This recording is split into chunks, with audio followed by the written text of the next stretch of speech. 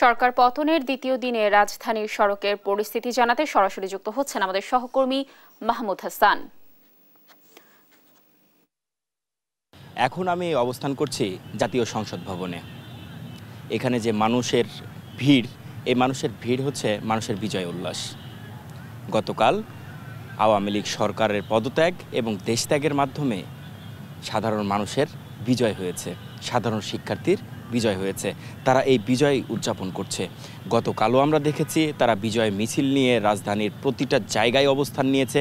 আজকেও রাজধানীতে শান্তি বিরাজ করছে, তবে সাধারণ মানুষ ছুটছে এই স্থাপনাগুলোর দিকে।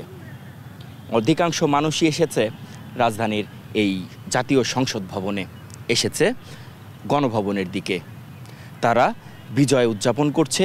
তারা চাচ্ছে যে দেশ যেভাবে এই ছাত্র সমাজ তাদের রক্তের বিনিময়ে স্বাধীন করলো, আবারও সেই দেশ আবার যে সরকার প্রধান আসবে সে গণতন্ত্রের কথা বলবে, জনগণের কথা বলবে, যেখানে কোনো দুর্নীতি থাকবে না, যেখানে সাধারণ মানুষের চিন্তায় থাকবে সরকার। তো এই জায়গা থেকে সাধারণ মানুষের সাথে আমরা কথা বলেছি। তারা কিন্তু বেশ কয়েকটা দাবির কথা আমাদেরকে জানিয়েছেন। প্রথম দাবি ছিল তাদের এইটা যে যেসব ভাইদের রক্তের বিনিময়ে আজকের এই অর্জন, সেসব ভাইদের যে সুষ্ঠু বিচার, তদন্তের মাধ্যমে সুষ্ঠু বিচার করে তাদেরকে এই দেশের মাটিতেই শাস্তি দিতে হবে।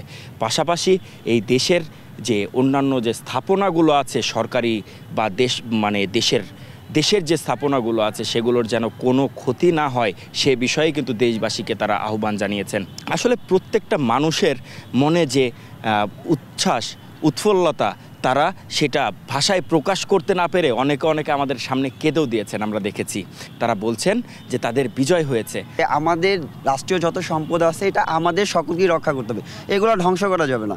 এগুলো ধ্বংস করলে আমরা সামনের দিকে আগাতে পারবো না। আমরা যতই আন্দোলন করি, যাই করি, সম্পদ নষ্ট করলে দিন শেষে ওটা আমাদেরই নষ্ট হবে। কারণ যত সম্পদ আছে এটা হলো জনগণের ট্যাক্সের টাকা দিয়ে তৈরি করা, বাট ট্যাক্সের পরে এটা তৈরি করতে অনেকটা সময় লাগবে। 2024 সালে এসে আমরা একটা স্বাধীন বাংলাদেশ পেলাম।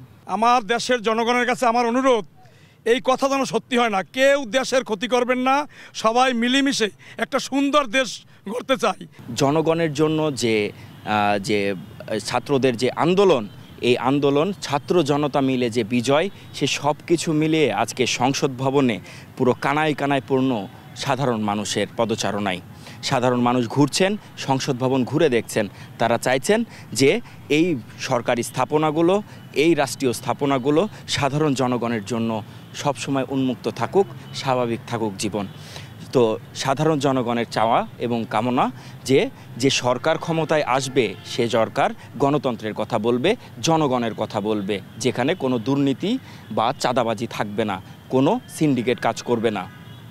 সংসদ ভবন থেকে এই ছিল আমার কাছে সর্বশেষ।